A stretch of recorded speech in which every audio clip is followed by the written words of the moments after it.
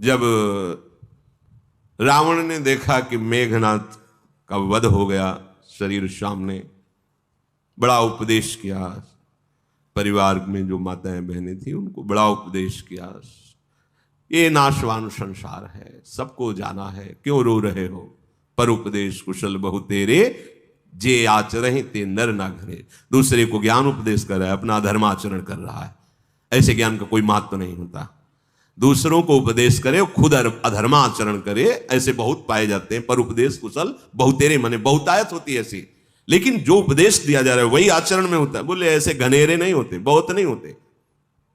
तीन ज्ञान उपदेश ही रावण, आपुन मंद कथा शुभ पावन। वाणी तो बहुत पावन बोल रहा है, लेकिन आचरण बहुत गंदे मंद करता है। पूरी रात रोते हुए शोक में लंका में व्यतीत हुई।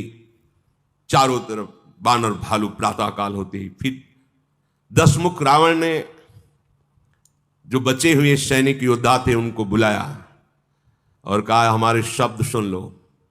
कोई भी रणभूमि से तनिक भी कदम पीछे हटाया तो मैं पहले उसे मारूंगा। मन भी डामाडोल नहीं होना चाहिए शत्रु के सामने।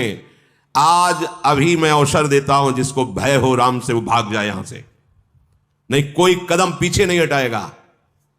मैं स्वयं आज अपनी भुजाओं का बल दिखाऊंगा, और बैर लिया है तो अपने बल से लिया है, तो हम लोगों के बल से नहीं, सेना के बल से नहीं।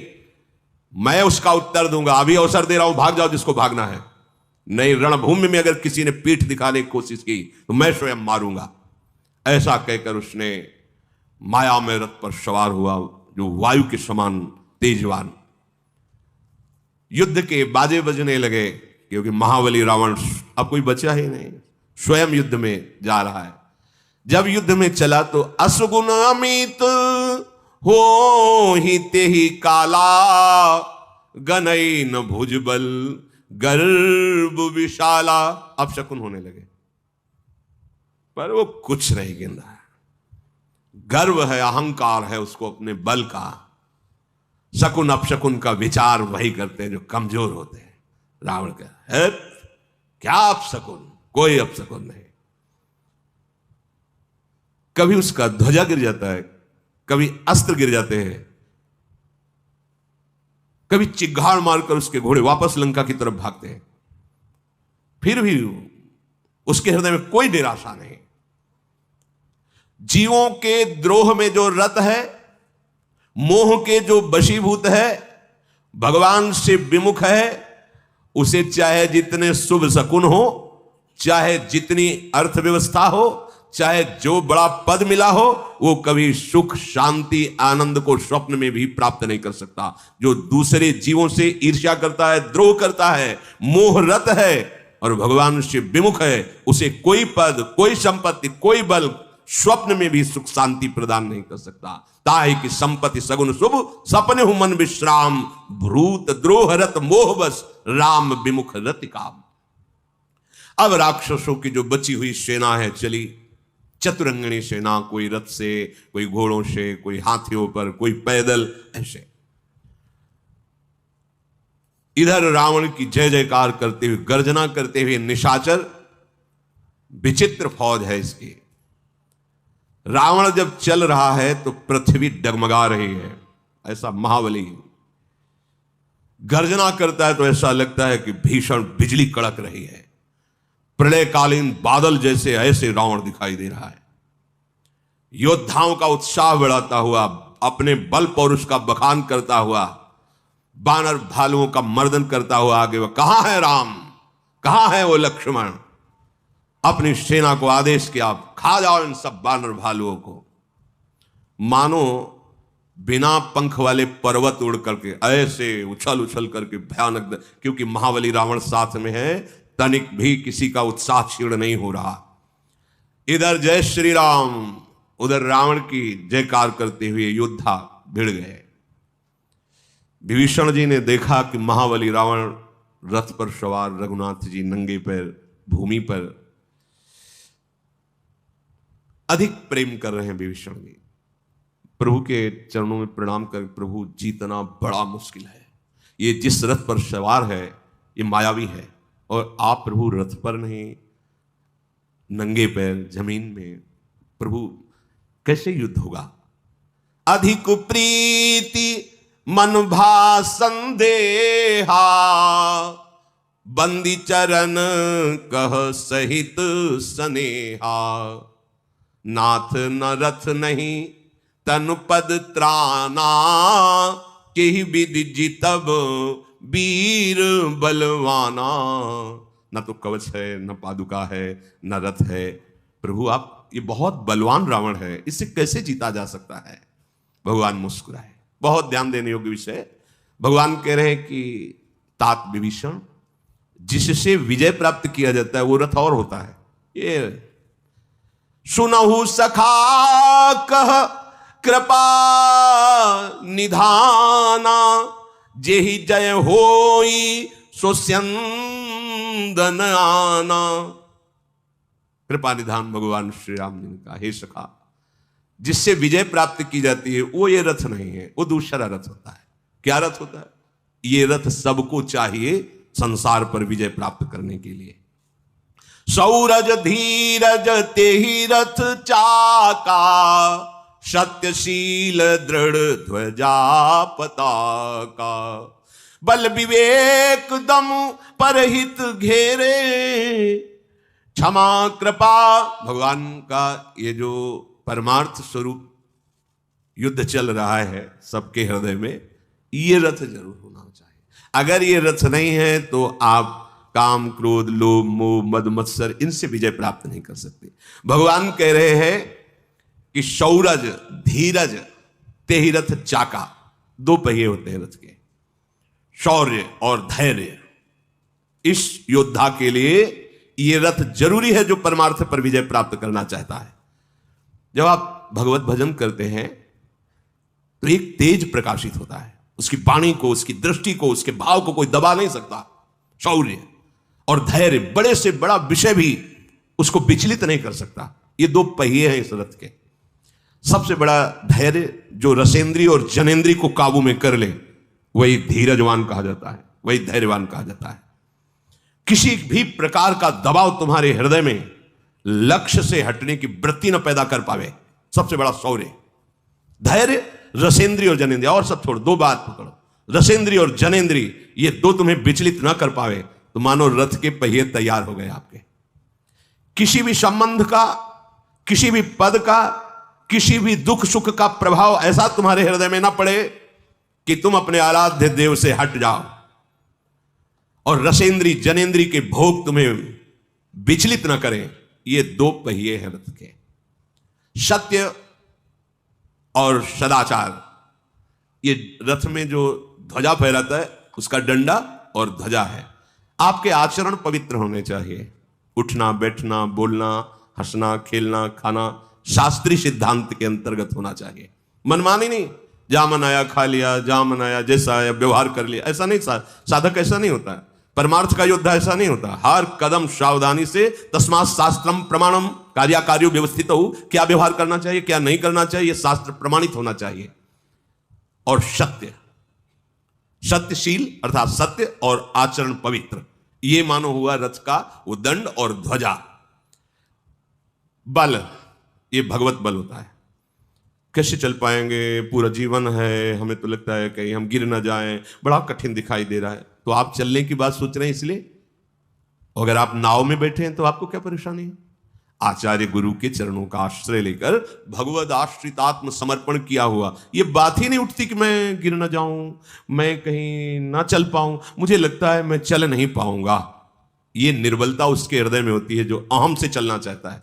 अपने को चलना क्या है, गोद में बैठे हैं अपने गुरु के, अपने आचार्य के प्रताप में, अपने इष्ट देव की कृपा में बैठे। हम कोई चल रहे हैं क्या? यहां तक हम चल के आए हैं क्या? गोद में उठा के लाए प्रभु, ऐसे करुणा करके। नहीं तो इतनी फांसियां, इतनी जंजीरें बंधी हुई थी मोह ममता आसक्ति की, काटना मुश्किल है। हमें तो गोद में उठा के लाया गया, अपने सब उसी में है, देख लो। तो ये बल होना चाहिए। मेरे प्रभु है ना, मेरे गुरुदेव है ना, हाँ, मेरे बल श्री वृंदावन। ये कभी निर्बलता नहीं। माना हम दोषी हैं, हमारे अंदर विकार हैं, हम वैसे भी किसी कार्य के नहीं हैं, परमार्थ की बात क्या, तो मेरे प्रभु का बल मुझे खींच रहा है, वो मुझे बढ़ा रहा है। अब मुझे क्या प्रश्न करना, मैं चल पाऊंगा कि नहीं चल पाऊंगा? तुम चल के आए हो यहां तक, तो फिर तुम बहुत बड़े तपस्वी, सत्यवेत्ता, निर्विकार थे, जो तुम्हें पसंद किया प्रभु ने। अरे हमें पसंद किया, किसी योग्य नहीं थे इसलिए। अब हमको अपनी योग्यता थोड़ी दर्शानी है, तो आपके हैं प्रभु, आप देखो। यह है परमार्थ के पथिक का बल और विवेक। इस बात पर रखना, मेरे प्रभु है ना, वो सब संभाल लेंगे।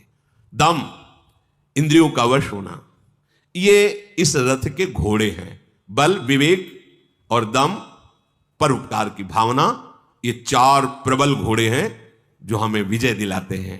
बड़ी तेजी से परमार्थ यात्रा में ये चलते हैं। क्षमा और दया समता रूपी डोरी से रथ में जोड़े हुए हैं। हर घोड़े को जो लगाम के द्वारा खींचा जाता है, क्षमा, इस मार्ग के पथिक को क्षमा रूपी डोरी से इन घोड़ों को बांधना है। कोई अपराध, भगवान तुम्हारा मंगल करे। दया, दूसरों को सुख देने की भावना, परोपकार।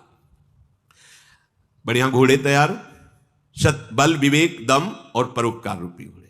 ध्वजा तैयार, पहिए तैयार। अब हमें सारथी चाहिए। खास बात इस युद्ध में सारथी की है। युद्ध में अगर सारथी ठीक नहीं हुआ तो सब ठीक होने पर भी वो गलत दिशा में ले जाए तो बैरी मार सकता है। सारथी प्रवीण होना चाहिए। तो इस रथ में परमार्थ के पथिक का सारथी कौन है?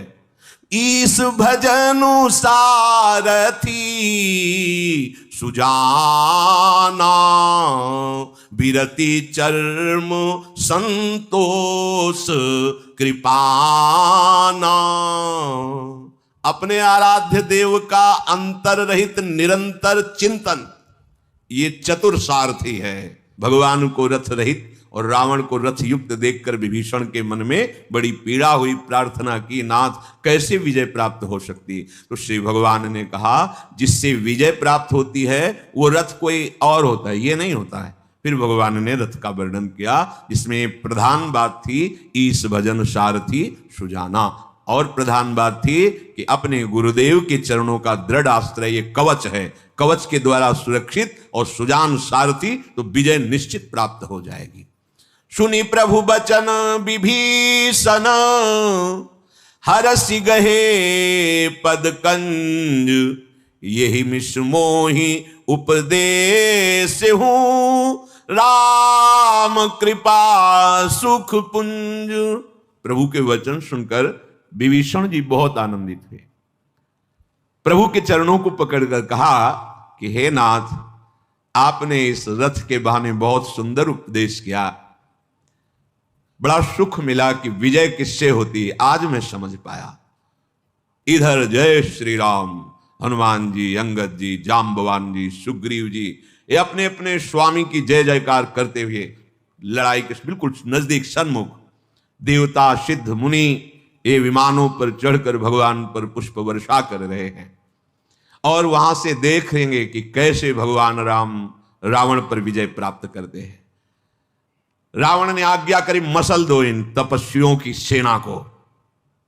बहुत बलशाली रावण है, लेकिन जिनके बल से बलवान। पूछा था हनुमान जी से, तुम किसके बल पर यह शोक वाटिका उजाड़ दी? तो बोले, जिनके एक लवलेश मात्र बल से तूने चराचर विश्व पर विजय प्राप्त की, उनका बल, उनका बल। जाके बल लवलेश दे, जीते हो चराचर झारी, दास दूत में जाकर हरियाणा प्रिय नारी। मैं उनका सेवक हूं जिनके लवलेश बल का प्रकाश तेरे में हुआ तो तू पूरे विश्व का विजयी बन गया। वो बल समुद्र प्रभु का मैं सेवक हूं। भिड़ गए भगवान श्री राम के पक्ष के और रावण के पक्ष के, एक दूसरे को ललकारते हैं, मारते हैं। कोई भुजा पकड़कर पटक रहा है, कोई गर्दन काट रहा है। ऐसे युद्ध प्रारंभ हुआ। भगवान के बल से बलवान ऋक्ष और बानर राक्षसों में त्राहिमाम मचा दिया। रावण ने देखा, निज दल विचलित देखे सी, 20 भुजा 10 चाप, रथ चढ़ी चले दशानन, फिरहु फिरहु करि दाप। देखा निशाचर भागने लगे। रावण ने 20 भुजाओं में 10 धनुष लेकर गर्व के साथ कहा, लौटो लौटो और देखो अब हम कैसे विनाश करते हैं इन बानर और भालुओं का। क्रोधित हुआ रावण, हुंकार करके गर्जना करके बाणों की वर्षा करने लगे। 20 भुजा, 10 धनुष और बाण, असंख्य बाण संधान एक साथ वृक्ष पत्थर पहाड़ सब लेकर रावण पर डालते हैं।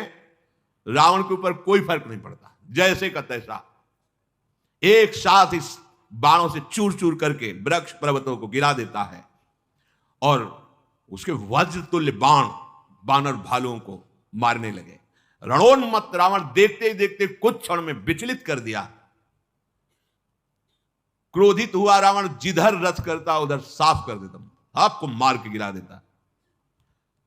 भाग पड़े बानर और ऋक्ष, हे अंगद, हे जाम्बवान, हे हनुमान, हे सुग्रीव रक्षा करो, पाहि पाहि रघुवीर गुसाई, यह खल खाई काल की नाई। हे रघुनाथ जी रक्षा करो, ये रावण नहीं साक्षात काल है, हम सबको मारे डाल रहा है। भगवान बहुत गंभीर स्वभाव के श्री राम जी। लखन लाल को क्रोध आया, उन्होंने प्रत्यंचा चढ़ाई, हाथ में धनुष लिया और प्रभु को नवा कर कहा, प्रभु आप यहीं विराजिए, मैं इसको उत्तर देता हूं रावण को। लक्ष्मण जी पास जाकर बोले, अरे दुष्ट बानर और भालुओं को क्या मार रहा है, देख मैं तेरा काल तेरे सामने खड़ा हूं। रावण ने कहा, तेरा ही इंतजार था, मेरे पुत्र के घातक, मेघनाथ जी को मारा, मेरे पुत्र के घातक मैं तुझी को ढूंढ रहा था, आज तेरे को मारकर किसी भी भाव से सही मेरे प्रभु के सन्मुख हुए ये, और प्रभु के द्वारा वो परम पद इन सबको प्राप्त हुआ जो योगी जन योग साधना से प्राप्त करते हैं।